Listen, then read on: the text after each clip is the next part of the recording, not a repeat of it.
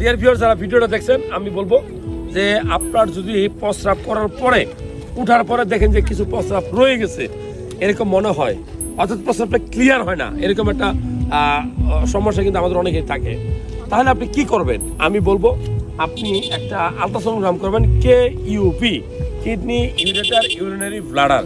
কারণ যদি আপনার প্রস্রাবের থলির নিচে আপনার প্রস্টেট গ্ল্যান্ড বড় হয়ে যায়, তাহলে অনেক সময় এরকম প্রস্রাব ক্লিয়ার হয় না। যারা ভিডিওটা দেখছেন, আমি বলবো যে প্রস্রাব যদি আপনার আটকায়, প্রস্রাব যদি ঘন ঘন হয়, তাহলে আপনার একজন ইউরোলজিস্ট ডাক্তার দেখানো উচিত।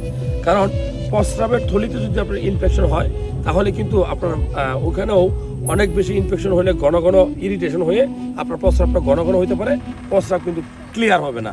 সো আপনি প্রস্রাব করছেন, প্রস্রাব করে উঠে যদি যাওয়ার পরে মনে হয় যে কিছুটা প্রস্রাব রয়ে গেছে, প্রস্রাব ক্লিয়ার হয় নাই, অবশ্যই আপনার উচিত হবে একজন ইউরোলজিস্ট ডাক্তার দেখানো এবং KUP একটা আল্ট্রাসাউন্ড করে দেখা উচিত যে আপনার প্রস্রাবের থলিতে কোনো পাথর হলো কিনা, কোনো টিউমার হলো কিনা, কোনো থলিটা মোটা হয়ে গেল কিনা। যাই হোক, এই সকল রোগ কিন্তু চিকিৎসায় ভালো হয়।